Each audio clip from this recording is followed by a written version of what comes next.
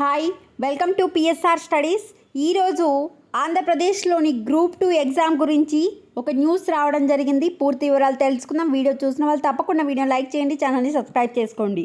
Group 2లో నిబంధనల ఉల్లంఘన. రాష్ట్ర ప్రభుత్వం ఈ నెల 25న ప్రతిష్టాత్మకంగా నిర్వహించిన గ్రూప్ 2 పరీక్షలో కర్నూలు జిల్లా ఆదోనిలోని ఒక కేంద్రంలో నిబంధనల ఉల్లంఘన జరిగిన విషయం ఆలస్యంగా వెలుగులోకి వచ్చింది.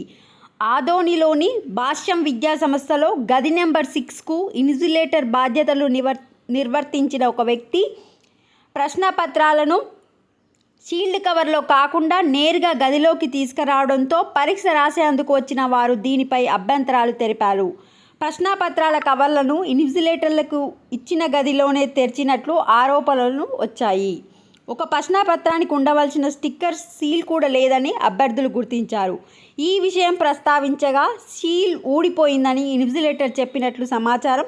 పరీక్ష ముగిసిన తర్వాత ఆ గదిలో పరీక్ష రాసిన విద్యార్థులు విషయాన్ని అదే రోజు పరీక్షా కేంద్రంలో విధులు నిర్వర్తించిన ప్రభుత్వ అధికారులకు ఫిర్యాదు చేశారు.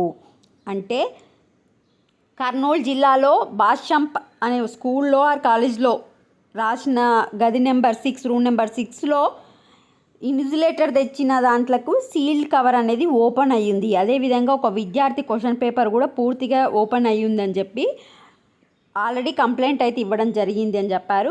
మీకు కూడా సీల్డ్ ఉన్నది వచ్చిందా, సీల్ లేకుండా వచ్చిందా క్వశ్చన్ పేపర్ అనేది కామెంట్ సెక్షన్లో కామెంట్ చేయండి. చాలామంది విద్యార్థులు కనుక దీనిపై కంప్లైంట్ చేస్తే మేబీ ప్రభుత్వం ఏమైనా ఆలోచిస్తుందేమో చూడాలి. ఇట్లాంటివి అనేది ఏపీలో కామన్ కనుక మరి నెక్స్ట్ ఏమవుతుంది అనేది చెప్పలేము. ఇది మాత్రం ఓన్లీ న్యూస్. మీకు ఏ విధంగా క్వశ్చన్ పేపర్ వచ్చింది అనేది కామెంట్ సెక్షన్లో కామెంట్ చేయండి. మళ్ళీ గ్రూప్ 2 గురించి ఏ చిన్న అప్డేట్ వచ్చినా మీకు అప్డేట్ చేస్తూ ఉంటాను. Thanks for the watching.